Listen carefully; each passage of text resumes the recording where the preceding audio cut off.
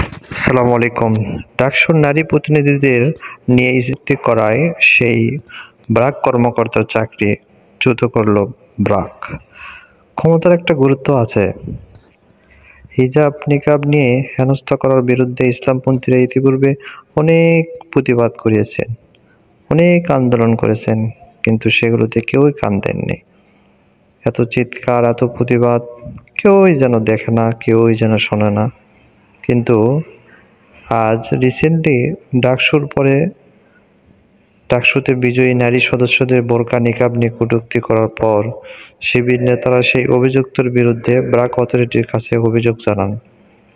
এর প্রেক্ষিতে ব্র্যাক অথরিটি তড়িৎ পদক্ষেপে তাকে চাকরিচ্যুত করছে। কি হাস্যকর, তাই না? এটাই হলো ক্ষমতার চাপ। আমরা এই জন্য ক্ষমতা কেন্দ্রে ইসলামী দলগুলোর উপস্থিতি চাই। আমরা এই জন্যই চাই ইসলামী দলগুলোকে রাজনীতিতে অংশ নিক এবং ক্ষমতার ভরকেন্দ্রে তারা যাক।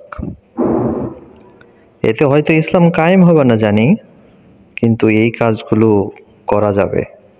তাদের ভয়েসের কিছুটা হলেও দাম থাকবে, তাদের যে একটা প্রেশার ক্রিয়েট করার সুযোগ থাকবে এই রাজনীতির ভরকেন্দ্রে, যদি ইসলামী দলগুলো যেতে পারে। তাই আশা করি বাংলাদেশের যতগুলো ইসলামী দল আছে প্রত্যেকেই রাজনীতিতে অংশগ্রহণ করা উচিত এবং এই বাংলাদেশে বাম রামদের গলা যে উঁচু হয়েছে, এতদিন আলেমরা চিৎকার করলে তাদের কানে যেন শোনে না, তার কোনো উত্তম বিচার হয় না।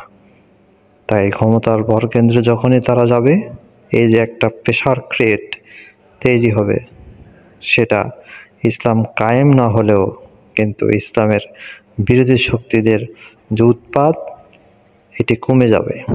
আশা রাখি আমাদের সকলের উচিত ইসলামপন্থীদের রাজনীতিতে এসে ক্ষমতার ভরকেন্দ্রে যাওয়া। আসসালামু আলাইকুম ওয়া রাহমাতুল্লাহ।